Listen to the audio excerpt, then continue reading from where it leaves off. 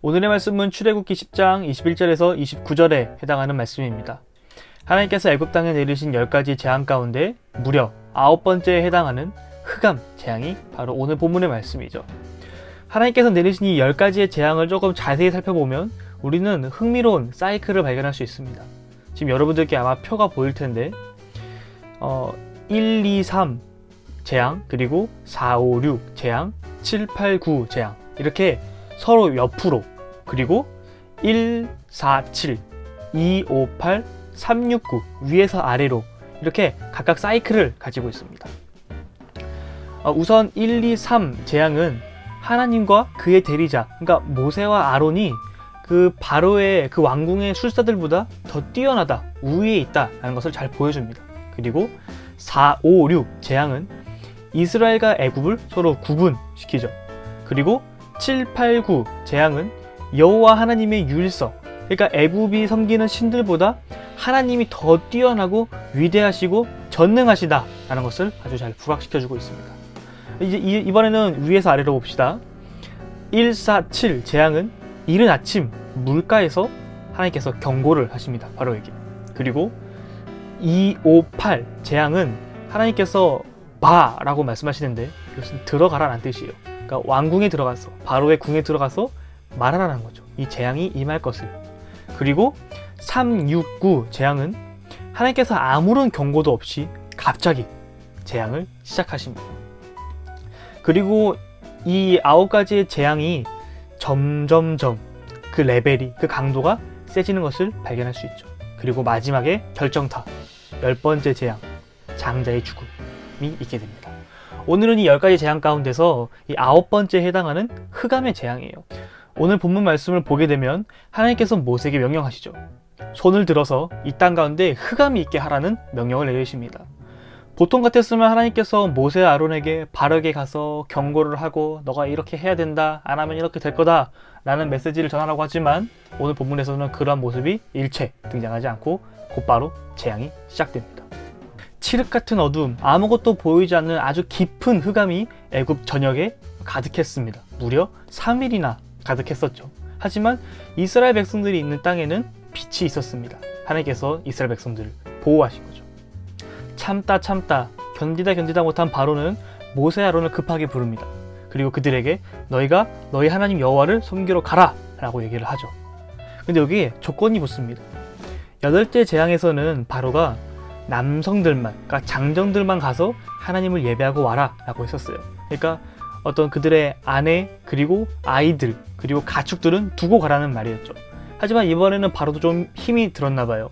바로가 너희 식구들을 데리고 가라, 대신 가축만 남겨둬라 라고 바로가 조금 더 유한 모습으로 변했습니다.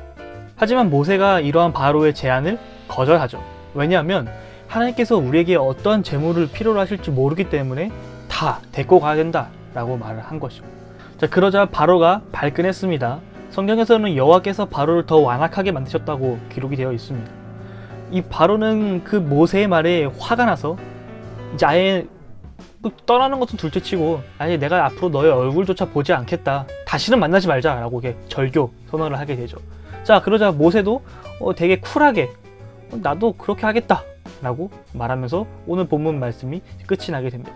바로의 완악함이 한편으로는 이해가 됩니다. 그의 입장에서 이 히브리 사람들, 이 이스라엘 백성들의 노력은 결코 무시할 수가 없죠. 장정만 60만 명의 사람들이 하루에 벌어들인 돈이 어마어마하기 때문이죠. 근데 그들이 3일 길을 가서 하나님을 예배하고 다시 3일 길을 돌아오게 된다면 무려 약 일주일이라는 시간 동안 낭비될 그런 인건비, 그리고 생산력, 바로 입장에서는 결코 무시할 수가 없죠. 하지만 반대로 바로의 입장이 너무나 답답하기도 합니다. 이렇게까지 호되게 당하면서까지, 이렇게까지 호되게 혼나면서까지 그는 이스라엘 백성들을 놓아주지 못하는 거죠. 정확히는 하나님의 말씀을 계속 거절하고 있는 것입니다. 하나님께서는 재앙을 통해서 계속해서 사인을 주십니다. 바로야, 너가 그렇게 하면 안 된다. 너가 이제는 내 말을 들을 때가 됐지 않았니? 이렇게 말씀을 하시는 거죠. 하지만 그것뿐만 아니라 이 재앙들 가운데 하나님의 세심한 터치가 있습니다. 오늘 애굽 땅에 흑암이 3일 있었다 그랬죠. 이 3일 어딘가 익숙하지 않습니까? 이스라엘 백성들이 하나님을 예배하러 가는 그 거리가 3일 길이었죠. 바로가 흑암 가운데 힘들어하고 있던 그 시간에 너무나도 어두워서 애굽 사람들 그 어느 누구도 감히 일할 수 없는 그 시간에 차라리 이 이스라엘 백성들이 하나님을 예배하러 갔다 돌아왔다면 어땠을까요? 하나님께서는 계속해서 재앙을 내리십니다. 바로가 돌아서도록 말이죠. 바로가 하나님이 어떤 분이신지를 알고 그분의 말씀에 순종하게끔 계속해서 재앙을 내리십니다. 근데 바로는 계속해서 하나님의 말씀을 거절하죠. 바로의 이러한 계속된 거절은 하나님의 말씀을 부인하고 거절하는 바로가 심판받을 수밖에 없는 명백한 이유로 점점 쌓이고 커져가게 됩니다. 여러분, 우리 삶 가운데 칠흑 같은 어둠이 찾아올 때가 있습니다. 그것이 신앙일 수도 있고 아니면 어떤 인간관계가 될 수도 있겠죠. 우리가 어떠한 선택을 하고 어떠한 방향으로 나아가야 되는데 한 치 앞이 보이지 않을 때가 있어요. 이럴 때 우리는 하나님을 원망하기 마련입니다. 하나님, 어떻게 나한테 이럴 수가 있어요? 하나님, 이건 좀 아니지 않나요? 라고 하나님께 따지게 되는 거죠. 그런데 여러분, 우리가 나아가고자 하는 길이 막혔을 때는 하나님께서 의도적으로 막으신 걸 수도 있습니다. 잠시 멈춰서 주위를 둘러보라는 거죠. 만약에 그 흑암 가운데서 바로가 자신의 뜻을 붙잡는 것이 아니라 하나님의 말씀을 다시 한번 생각해 봤다면 그의 선택은 좀 달라질 수 있지 않았을까요? 앞으로 갈 수 없는 상황 가운데서 앞으로 가야 되겠다라는 이 마음을 내놓지 못한다면 우리는 점점 조급해질 것입니다. 이것은 결국 우리를 걸려 넘어지게 만들죠. 오늘 바로는 미련한 선택을 하게 되죠. 모세의 아론을 내쫓습니다. 다시는 너희를 보지 않겠다. 내가 너희를 만나게 되면 너희를 죽여버리겠다 라고 얘기를 하게 되죠. 근데 여러분, 이 바로의 입장에서 이 애굽 땅에 임하는 하나님의 심판과 재앙을 끌어낼 수 있는, 그들이 구원받을 수 있는 유일한 방법은 모세와 아론을 붙잡는 거예요. 그들을 붙잡는 것, 하나님의 대리자인 그들을 붙잡는 거죠. 하지만 이 바로는 자신의 눈앞이 가려진 상황 가운데서, 자신의 마음을 내려놓지 못한 상황 가운데서 조급하고 조바심을 내며 최선의 선택이 아닌 고민 끝에 악수를 두게 되죠. 사랑하는 성도 여러분, 우리의 앞길이 막힐 때, 우리가 앞으로 나아갈 수 없을 때 잠시 멈춰서 주위를 둘러보는 것은, 하나님의 뜻을 구하는 것은 결코 시간 낭비가 아니고 뒤처짐이 아닙니다.